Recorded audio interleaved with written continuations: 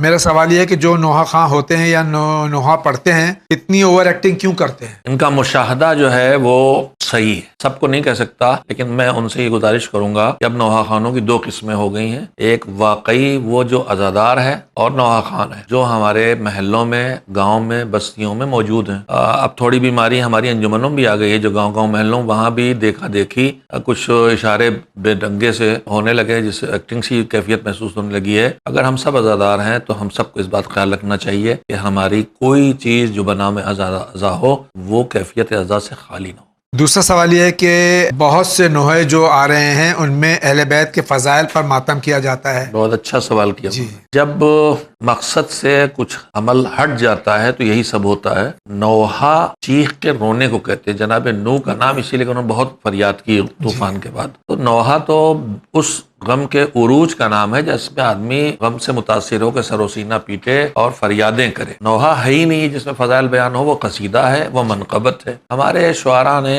پہلے دو الگ الگ چیزیں کہیں۔ عربی میں پہلے سب کو قصیدہ کہتے تھے، مرثیہ بھی نہیں کہتے تھے، پھر مرثیہ الگ ہوا، مرثیہ میں بھی پہلے فضیلتیں پھر مصیبتیں آتی تھیں، پھر اس کے بعد مرثیہ کے بعد سلام۔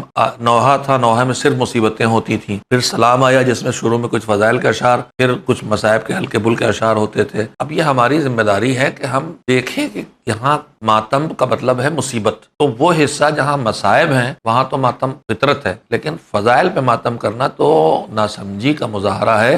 اور یہ بھی وہی سی ڈیز سے آفت آئی ہوئی ہے، لا الہ الا اللہ پڑھ کے بھی ماتم کر رہے ہیں اور ماتم ہو رہا۔ اگر آپ کو نوحے کے دو، جسے آپ نوحہ کہہ رہے ہیں، جو میری نگاہ میں نوحہ نہیں ہے، منقبت ہے اور مرثیہ ہے اور نوحہ مکس ہے، تو اس کا وہ حصہ جس میں فضائل ہے وہ یوں ہی پڑھا جائے، ماتم نہ کیا جائے۔ جب مصائب شروع ہوں، آنکھوں سے آنسو آنے لگے تو ماتم فطرت۔ چل قدیم نوحہ خواں کرتے تھے، جی، آج بھی نوحے شروع میں ہاتھ ماتم نہیں ہوتا تھا، فضائل کے بند ہوتے، مسئلہ وہی ہو گیا کہ نقل را عقل باید۔ جی بے شک، جی بس